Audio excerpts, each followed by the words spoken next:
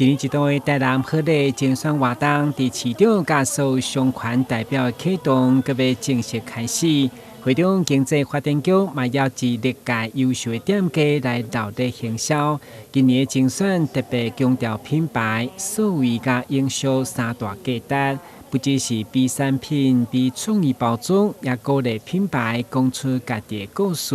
让消费者一看就知影是代表台南的好物。那我也想要继续延续台南的精神，所以我们就设计了各个不同的名称来代表台南，所以就会玩起这种游戏，台南人情啊，就这样玩起来。那其实我们的理念也是希望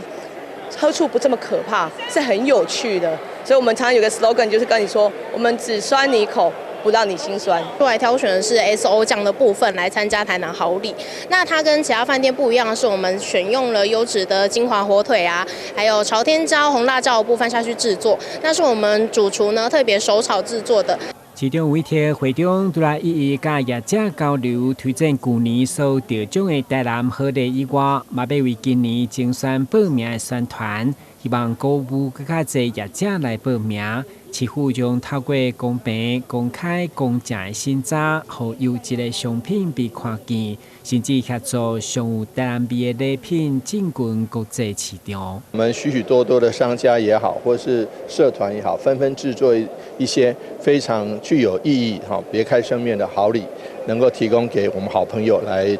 在许多的节日的时候，或是平日的时候来送礼，特别进行这个甄选的活动，也希望说各位好朋友，大家一起来，什么才是你心目中最好的礼、最有意思的礼，而且最送上心坎的礼？那请你一起来表示